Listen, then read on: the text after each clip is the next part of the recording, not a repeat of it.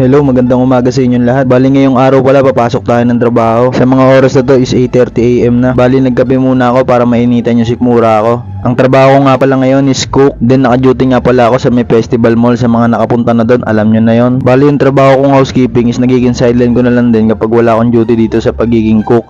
Ito nga pala yung ID ko bilang empleyado. Schedule ko pala ngayon is mid-shift. Bali ang mangyayari magiging 2 hours yung break time ko kasi ako din yung mag-closing na store. Magpapaalam na nga ako sa aso namin bago man lang ako umalis.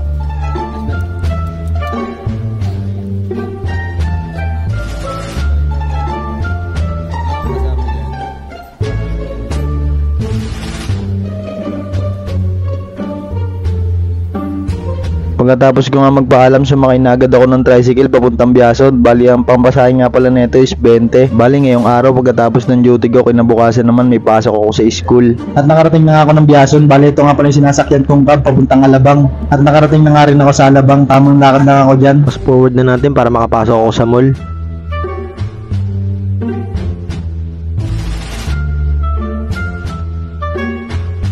Sa mga oras na to, nakapasok na nga tayo ng loob ng mall. Pagpasok ko nga ng loob ng mall, bumungad agad sa akin yung mga kagaya kong empleyado na nagtatakbuhan. Nakakatuwa lang kasi hindi latang malilate na sila.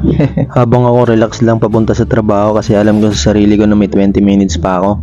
Fast forward tayo sa mga oras na to, break time ko na. Hindi kasi pwede mag-video kapag nasa loob ka ng store. Samahan nyo akong igala ko kayo kapag break time. Bali, akit nga pala ako sa 3rd floor kasi doon yung tambayan ko. Papakita ko sa inyo mamaya. Bali, wala pala akong kasabay ngayon mag-break time. Kaya mag-isa na naman tayong maglilibang. Basic na lang sa akin yun, sanay na naman din ako mag-isa.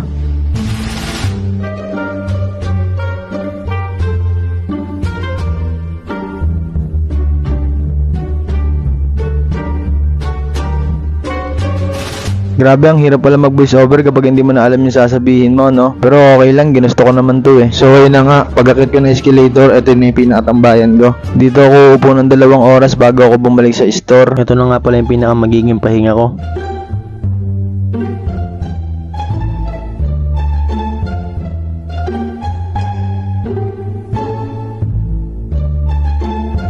Magpapalipas lang tayo ng oras habang nakaupo kasi bawal lumiga, may naninitang lady guard. Then share ko lang, bawal kasi mag-video sa store kaya ito tayo ngayon. Ito yung time na naka-out na kami sa store kaya naglalakad na kami para makauwi. Bawal kasi mag-cellphone kapag nasa duty ka.